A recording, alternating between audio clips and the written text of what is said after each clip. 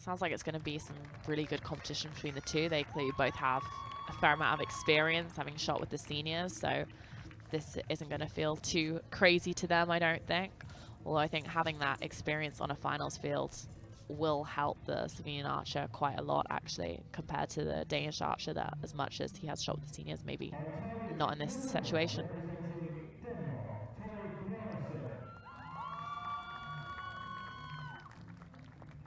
And on target number 2, representing Slovenia, Aljaz Brenk. And your line judge for this match is Aljaz.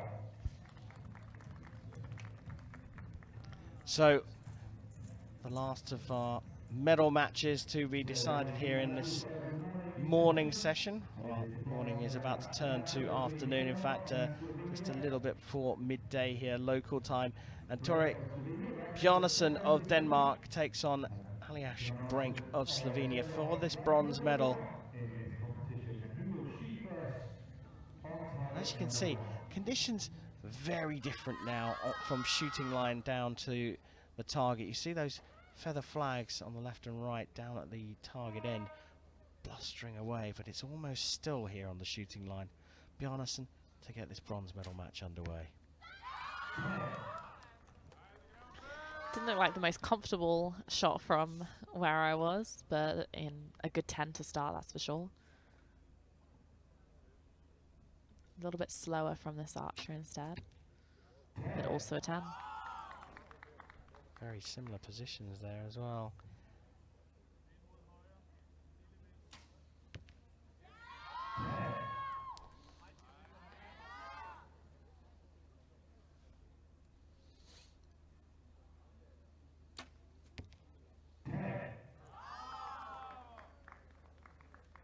Impressive, certainly on scoreline here. 29 for the Dane.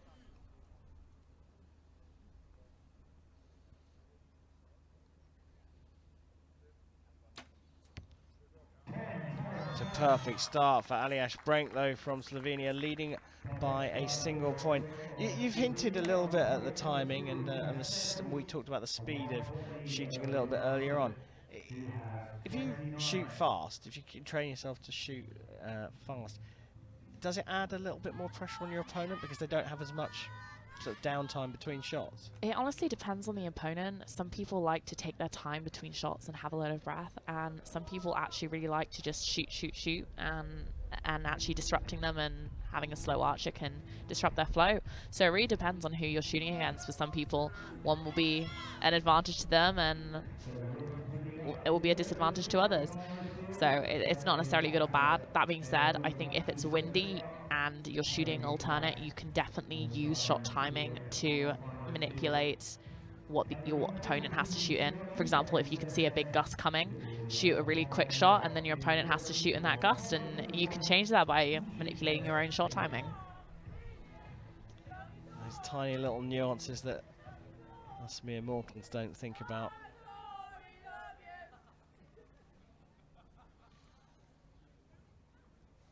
So it was a perfect start from the Slovenian. 30 out of 30 for Brenk. So Tore Bjarnarson from Denmark, who only dropped 1 point, will shoot first in this second end.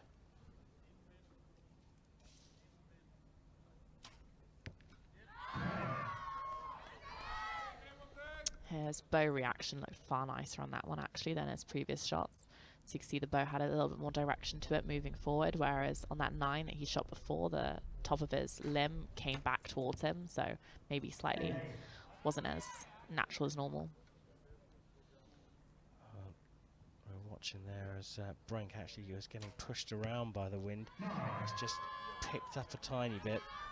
As you can see, it means Bjarnarson is in effect level with Brenk.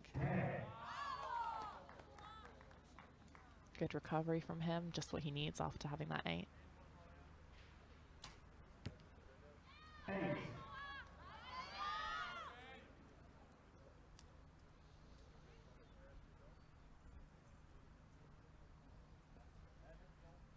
It's a lot of movement on his front. If you look at his rod there, I think he's really getting blown around. And I think right at the end of that, he also just dropped his front arm a little bit. Maybe from a bit of fatigue, you know, when you're up for ages trying to battle the wind, you forget to fully finish your shot and you think it's okay, but it's not until you see where the arrow lands. It was interesting, that first arrow from Bjarnarson absolutely peach plumb right in the middle of the target. And then the wind went up to almost exactly what you said. He got the arrow out before the wind picked up, and then they were both then affected by the wind through the rest of the end. Yeah, definitely. With wind and conditions and alternate shooting, you for sure can manipulate who's shooting in what and whether you are or not if you're smart about it.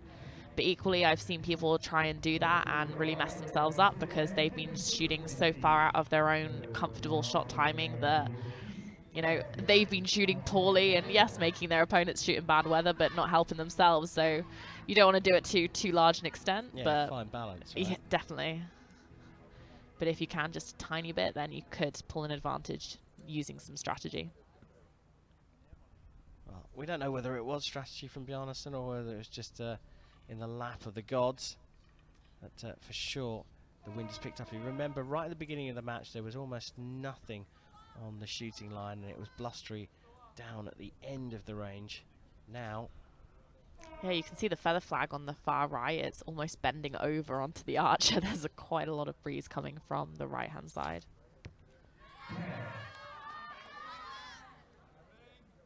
Well, it's one of the most beautiful locations for archery, but certainly by the looks of these last 3 days, one of the trickiest.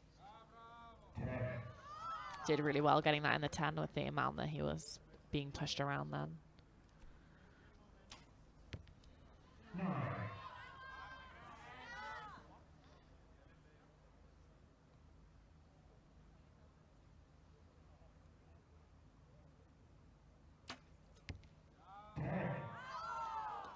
A lot of movement again. Yeah, it is, but he seems to be like building some strength in it. I think it is some movement, but a lot of that seems to be for some pressure. He's making a little bit more powerful shots than he did earlier on, and I think that's really paying off in some of the breeze. Chance here for another perfect score. Just outside for a 29. So just sneaks a point back into the lead. 85 plays 84. In the middle of that, Ella, the director got us a brilliant shot of the windsock. It was only for a couple of seconds, but it was enough to show the sock completely still, and then all of a sudden, absolutely at a right angle to its post. It's so changeable here. It's very gusty, and gusts can be really difficult to shoot in because you're constantly tense, you know. You have it dead still and you can relax and have a nice relaxed shot, and then sometimes just as it goes off, you can get pulled to one side, and it means that you constantly are in a little bit of tension, a little bit of uncertainty, and it can be difficult to shoot in. But, you know, I just have to just do as best they can and be as aggressive in their shooting as possible is always, in my opinion, the best way to shoot in the wind. Yeah, and you talk about gust. I mean, I know that windsock's not moving very much, but the thing is, it's just not consistent. So even if it's only 0.3 of a meter per second, if it's steady for a second and then you get 0.3 in, you know, left or right across the range, your arrow is going to move. And you can't just adjust your sight for that. That's the problem with gusts, is you can't just say, okay, we've got a constant wind, let's just move our sight here and then we're fine. It means you could get pulled and then not pulled, and it could drift and not drift. So you're going to have to be changing it in the moment. So that is definitely time that you want to aim off or use your bubble or things like that to just decide when you're at full draw how strong that wind is and if it's going to drift your arrows or not, or if it's just on you. Sometimes it is just on you. Well, you can see that the flags are fluttering there behind Bjarnarson, who manages to get a 9 with his first arrow in this penultimate end. 9.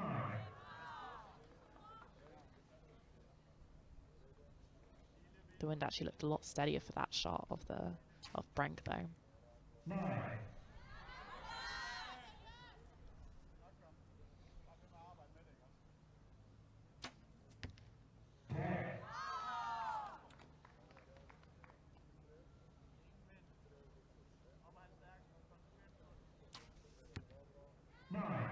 One advantage for these archers though is actually how much just bow weight they have.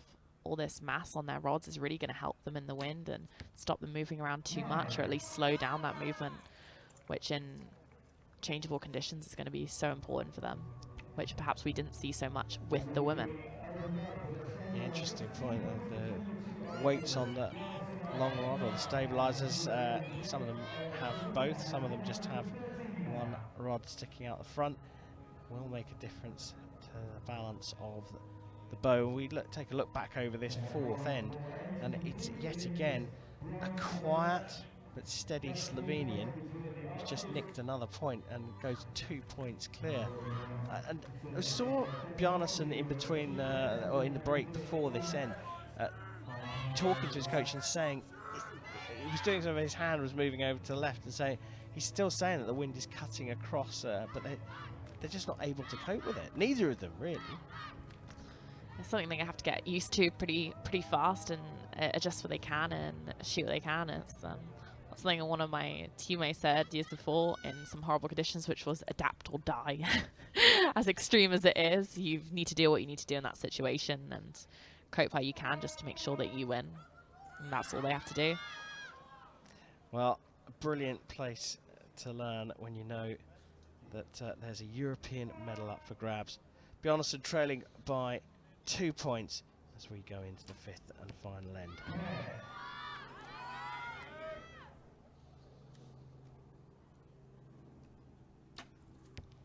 Looked like a very steady shot from him, probably one of his steadiest ones today. I think some of those nerves are starting to calm down, going to the last end, having such a good lead. 9.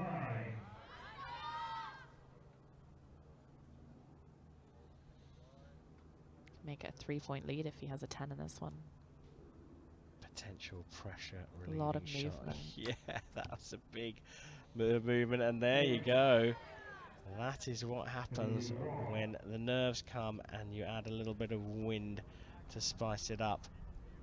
Still with a notional lead, but Bjarnarson will need a big shot here and hope for a mistake, but he's drifted high and into the 8, so a little bit of wiggle room. 138 the target set, and it just looks like he's clipped the 9 line there, marked as an 8 for a measure, which gives him a 139. I think that clipped the line. I think that will get marked up to a 140.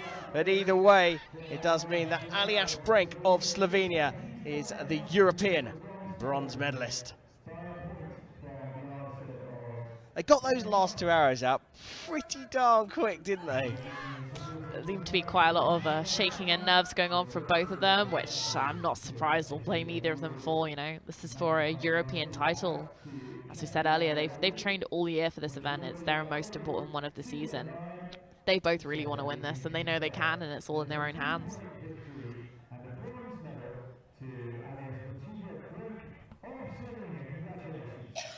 Well, there we go. Got confirmation there that Aljaz Brenk of Slovenia has taken the European bronze medal in the compound under 21 men's category.